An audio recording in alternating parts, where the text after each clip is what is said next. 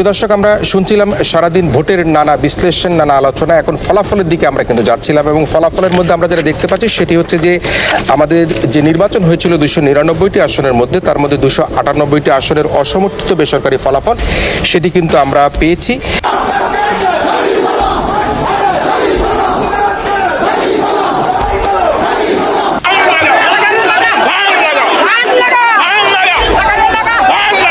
আমি আজকের এই নির্বাচন বর্জন করলাম।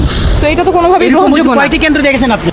দর্শক, এখানে আমরা যেমনটি দেখতে পাচ্ছি, এবার নাসিরউদ্দিন পাটোয়ারিকে পিছিয়ে ফেলে ভোটের দৌড়ে এগিয়ে গিয়েছে মির্জা আব্বাস। সারাদিন নাটকীয় ভোট গ্রহণ শেষে শুরু হয়েছে গণনা।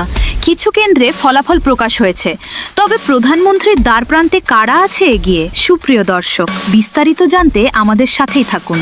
সারাদিনের ভোট কারচুপি, ভুয়া ব্যালট পেপার, রাতের ভোট থেকে বলা যায় কিছু স্থানে ভোট চুরি হয়েছে, যার প্রেক্ষিতে ফলাফল ঘোষণার আগেই নির্বাচন প্রত্যাখ্যান করেছেন বহু প্রার্থী। বিএনপি সমর্থিত গণ অধিকার পরিষদের ডাক প্রতীকের পক্ষ থেকে আমি আজকের এই নির্বাচন বর্জন করলাম। অনিয়ম হয়েছে, ভোট কারচুপি করা হয়েছে, ব্যালট বাক্স ছিনতাই করা হয়েছে, আমাদের এজেন্ট বার করে দেওয়া হয়েছে এবং অনেককে রক্তাক্ত করা হয়েছে। তবে কিছু জেলায় বিপুল ভোটে জয়ী হয়েছে বিএনপি।